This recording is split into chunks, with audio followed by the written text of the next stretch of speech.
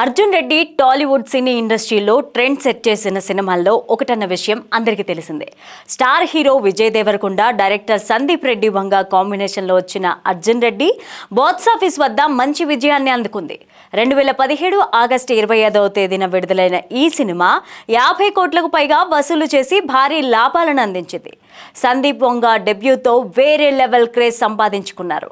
ఇక అప్పటి వరకు ఫ్యామిలీ హీరోగా క్లాస్ ఫాలోయింగ్ సంపాదించుకున్న విజయ్ దేవరకొండ అర్జున్ రెడ్డి మూవీతో మాస్ ఇమేజ్ సైతం సొంతం చేసుకున్నారు. ఇక విజయ్ కెరీర్ అర్జున్ రెడ్డి ముందు ఒక ఎత్తైతే ఆ మూవీ తర్వాత మరో ఎత్తన్నట్లుగా సాగింది అని చెప్పడంలో ఎలాంటి డౌట్ అక్కర్లేదు. కెరీర్ పరంగా దేవరకొండకు మంచి బూస్టప్ ఇచ్చిన అర్జున్ రెడ్డి నిన్నటితో రిలీజ్ అయ్యి 7 ఏళ్లు పూర్తి చేసుకుంది.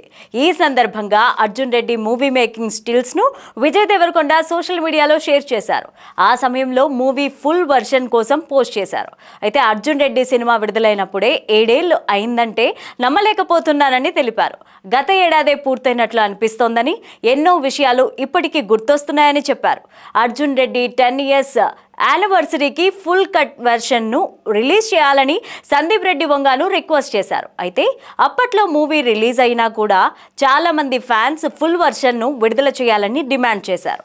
అయినప్పటికీ కూడా సందీప్ రిలీజ్ చేయలేకపోయాడు. కానీ ఎప్పుడో ఒకసారి రిలీజ్ చేద్దామని ఫిక్స్ అయ్యారు. ఇప్పుడు విజయ్ దేవరకొండ 10వ వార్షికోత్సవానికి అందుబాటులోకి తీసుకురమ్మని కోరారు. అంటే ఇంకా 3 సంవత్సరాల వరకు వేచి ఉండాలన్నమాట.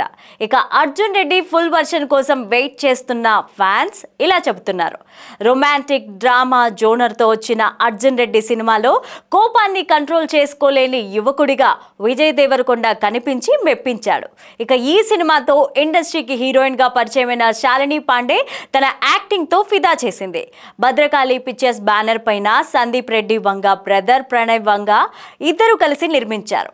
అనేక కోట్ల లాభాలను అందించింది. అయితే తెలుగులో బ్లాక్ బస్టర్ హిట్ అయిన ఈ మూవీని తమిళంలో ఆదిత్య వర్మ, హిందీలో కబీర్ సింగ్ రీమేక్ చేసిన విషయం తెలిసిందే.